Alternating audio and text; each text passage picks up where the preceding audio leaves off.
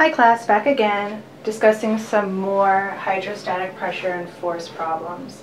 So in this next problem, we're asked to find the hydrostatic pressure against one side of this vertical plate that is partially submerged in a tank of water. So here again, we have a varying amount of pressure because we have a vertical plate and gravity is going to affect, and the depth of the water is going to affect the pressure that that plate is feeling. And even more interesting than that, we only have part of our plate submerged. So if you take a look at your handout, you can see that the way our plate is submerged, I'm going to name the top here 0 and let my x-axis move down. We have a distance of 1 meter above water and 1 meter below water. Our plate has a length on the top of 4 meters and a length on the bottom of 2 meters. And again, what we're going to do is we're going to see if we can figure out the force that's acting on one slice of the submerged portion of the vertical plate. And then we're going to see if we can take all the slices just that are here underwater and see how the pressure of the water is affecting that part of our submerged plate. So we need to do a little bit of work first. So the first thing we're going to need to do is find the surface area of one of the slices that is submerged in the water there. And so if we talk about length times width, then maybe we call here the height or the length of this plate delta x and the width some kind of w that we don't know. What we'd really like, since we have an x-axis here, is we'd like to represent this area in terms of x so that eventually we can create a Riemann sum and maybe integrate it with the x-axis we've created here. So let's look at this diagram I've drawn down here. Perhaps we can use some properties of similar triangles to rewrite this width in terms of x. So you'll see here that I have just taken the plate out, 4, and this guy's 2, and I've created or continued the triangle. Now it's a fun little quick exercise in algebra to figure out that this height here is 2. So if this were a complete triangle, it would have a total height of 4. So here I've copied down again my x-axis, 0, some guy xi, 2 is the initial bottom of our plate, and 4 is the total height of the triangle. So let's use some properties of similar triangles and see if we can't represent w in terms of x. So let's look at our slice here, right? And use this part of the triangle. So our slice has a width of wi, and looking at this similar triangle, perhaps I include it here in green, let's talk about the height, and let's call that hi. So looking at this green triangle here, we have width I of our ith slice to this height. What we want to do is compare that to the large triangle. The width of the large triangle here is 4. And as I mentioned before, you can do a little bit of algebra to figure out that this distance is also 2. So the total height of the large guy is also 4.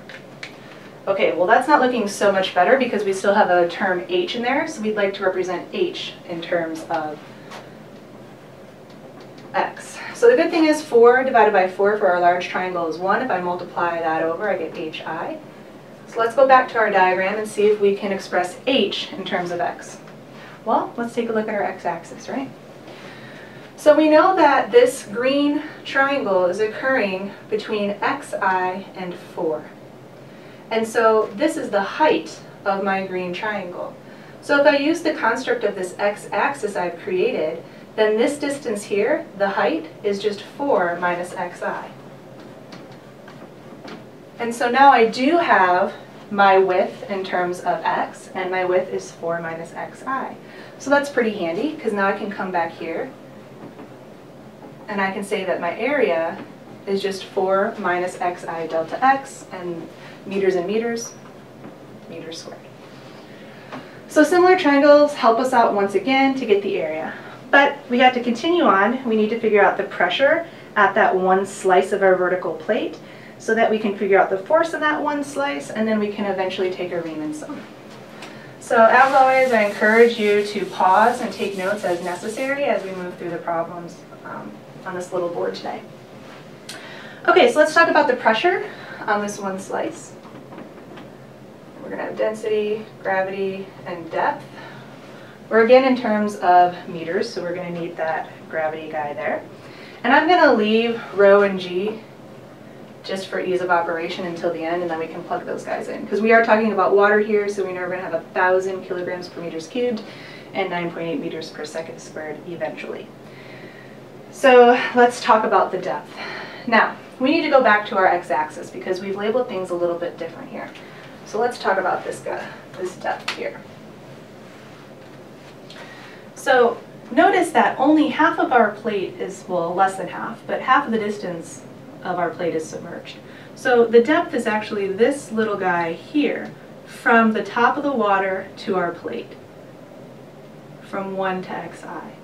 And so the way that we would express that in terms of x is we would have to say xi minus 1 gives me the depth of my plate there. So my depth is actually xi minus 1. Because the whole thing is not submerged, only a piece of it is. And the little slice that we're interested in isn't necessarily down at the bottom, it could be anywhere.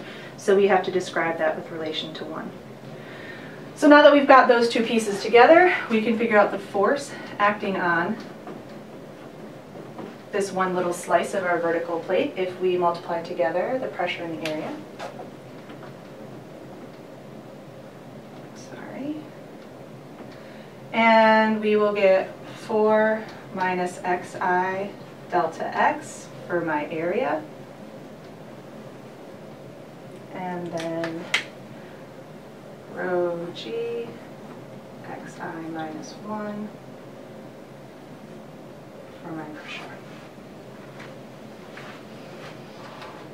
All right, things are looking up because now you can see that if we were to let that delta x get so small that we actually had infinitely many slices and we calculated the pressure at each one of those slices and added it up, we would get the hydrostatic pressure against the one side of this plate, the pressure due to water.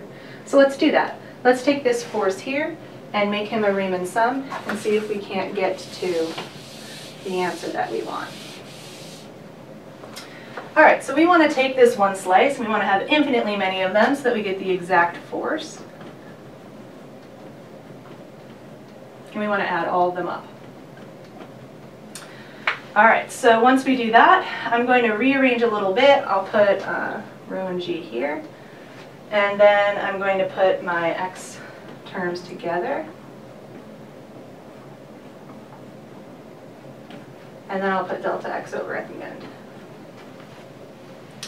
All right, well, we're so good at Riemann sums, right? So we should be able to translate this into an integral and get the exact force acting on this piece of the submerged plate. So let's do that. So we know that this is going to give us a definite integral, rho and g, 4 minus x minus 1 dx. And let's talk about the bounds of integration here. So remember, we're interested in just the submerged portion, or the pressure of the submerged portion, the pressure the water is putting on that submerged portion. So here's our x-axis, right? We've got to pay attention to how we created our x-axis. We created our x-axis in such a way that this submerged portion is between 1 and 2 on our x-axis. And so that means that our bounds of integration will be from 1 to 2. We're only interested in the pressure on that one little piece. So let's take out our constants and let's do some quick foiling, which will give me, let's see, negative x squared, 4x plus 1x plus 5x minus 4 dx, a nice polynomial to integrate. Negative x cubed over 3 plus 5x squared over 2 minus 4x evaluated from 1 to 2. So now we're ready to go ahead and plug in our density and our gravity and then calculate our definite integral between 1 and 2, and let's see what we get. So we're talking about water here, and we know that water has a mass density of 1,000 kilograms per meter cubed, a gravity of 9.8 meters per second squared, and then we have our definite integral going on here as well.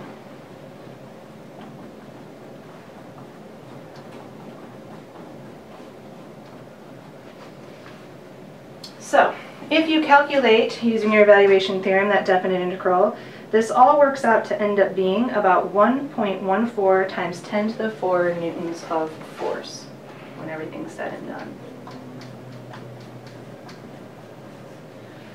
So that is the hydrostatic force acting against the submerged portion of this vertical plate. So again, just keep in mind that if you were looking at a horizontal plate, it's a much simpler, more straightforward calculation because we don't have any varying pressure or any varying depth. But when we're looking at a vertical plate, we have to take into account the varying depth and how that's going to affect the pressure on the vertical plate. But we can do that using a Riemann sum. So this concludes our discussion of the applications of physics in section 6.6.